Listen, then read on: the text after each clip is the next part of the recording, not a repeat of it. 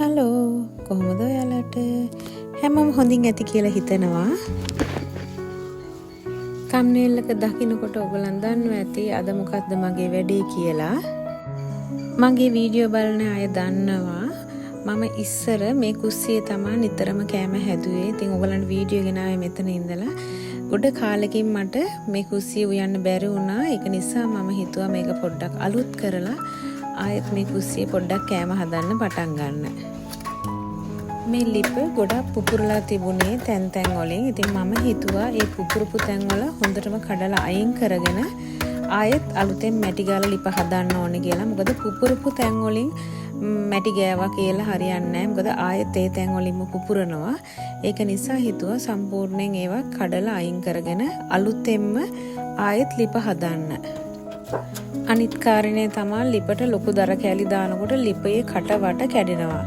ඒකත් මට හදා ගන්න උවමනාව තිබුණා. කට පොඩ්ඩක් මේ හොඳට ප්ලාස්ටර් කරලා. ඉතින් ඒකට තමයි මේ ලෑස්ති වෙන්නේ. මේ හරියනම් මම කරේ අර උඩ තියෙන ගොම තට්ටුව තමයි පුපුරලා වගේ තිබුණේ. ඒ ටික සූරලා මෙන්න මේ විදිහට අයින් කරගත්තා. එකම මෙෂර්මන්ට් එකකින් තමයි මම මේකට දේවල් එකතු කරගත්තේ. පරණ කේක් ට්‍රේ එකක් තිබිලා මම ඒකෙන් අලු එකක් ගත්තා.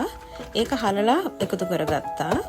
ඊළඟට මේ පස් හුඹස් මැටි මේවා නම් වේලිලා තියෙන්නේ. මේවා ඇත්තටම හොඳටම කුඩු කරලා ලොකු වැලි හලන සැල්ලඩේකින් තමයි හලා ගන්න ඕනේ. මට ඒ වගේ එකක් නැති නිසා මම කරේ මේක කුඩු කරලා වතුර බාල්දියකට දාලා තමයි මේක මැටි ටික හදාගත්තේ. මම මෙතනදී මේ කේක් ට්‍රේ එකෙන් හුඹස් මැටි ට්‍රේස් දෙකක් එකතු කරගත්තා. මම දැන් ඒකට සිමෙන්ති ට්‍රේ එකක්ම එකතු කරගන්නවා. ඊළඟට මම වැලි ට්‍රේ එකක් එකතු කරගන්නවා. දැන් මම මේ ටික හොඳට කලවම් කරගන්නවා. ඇත්තටම සිමෙන්තිගෙත් පොඩි කැට තිබුණා. මට ඒකත් හලලා ගන්න තිබුණේ. මට ඒක එච්චර ගාණක් උනේ නැති නිසා මම එකතු කරා. ඊළඟට මම කරන්නේ අර අනාගත්ත මැටි එක දැන් මේ වැලි සිමෙන්ති අලු එකට එකතු කරගන්න එක. මේක ලිපේ අලවන නිසා ටිකක් ඝනකමට අනා ගන්න ඕනේ.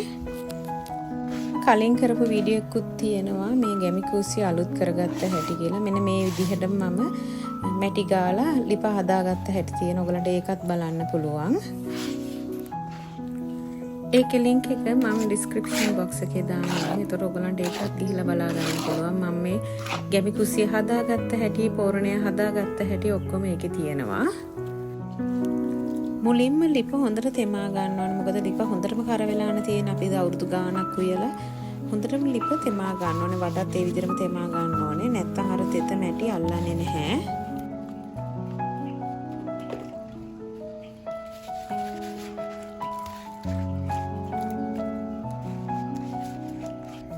කලින් අනාගත අලු, වැලි, සිමෙන්ති, මැටි මිශ්‍රණය ටිකක් බෝල වගේ ප්‍රමාණවල හදලා ඉවරලා ගෙනල්ලා මෙන්න මේකේ මෙන්න මේ විදිහට අලව ගන්න ඕන ටිකක් වැඩිපුර. මොකද ඊට පස්සේ තමයි අපි ලිපේ හැඩය හදාගන්නේ.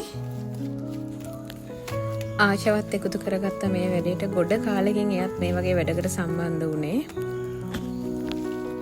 මේ වැඩේට එයා මට ලොකු සපෝට් එකක් දුන්නා.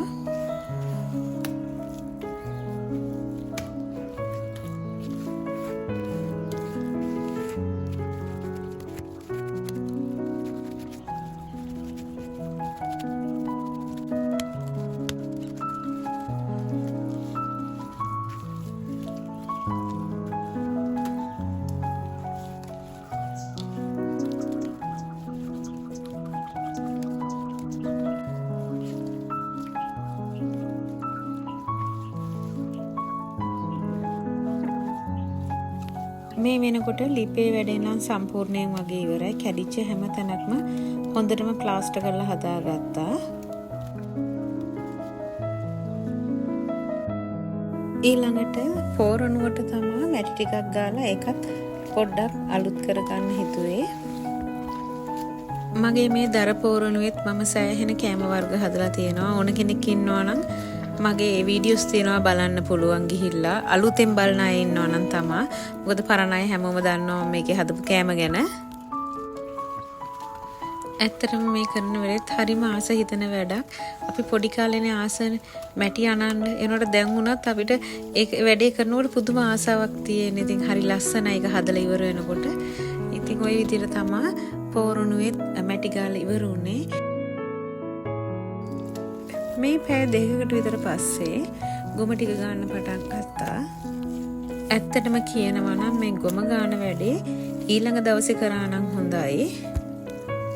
දෙවෙනි දවසේ වෙනකොට මේක හොඳටම වේලිලා තියෙනවා. එතකොට හොඳට ගාන්නත් පුළුවන්. හොඳට ගෑවෙනවත් එක්ක. ඔයගලන්ට පේනවාද මේ ලිපේ තව වේලිලා මදි. ඉතින් පැය දෙකකට ඇත්තටම වේලෙන්නේ නැහැ. මොකද මැටි හොඳම තෙත මැටිනේ අපි ඇලෙව්වේ. ඒක නිසා වේලලා නැහැ. ඒත් අදම මට මේ වැඩේ කරන්න ඕන නිසා තමයි ගොම ගාන එකත් අදම කරගත්තේ.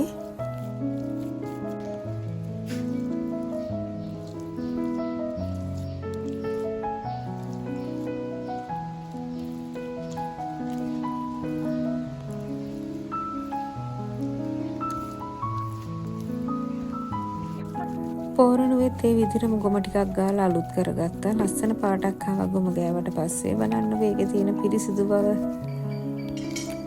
ඊළඟ දවසේ මේකේ කෑම හදලා ඔයගලන්ට වීඩියෝ එකක් අරගෙන එන්නම්.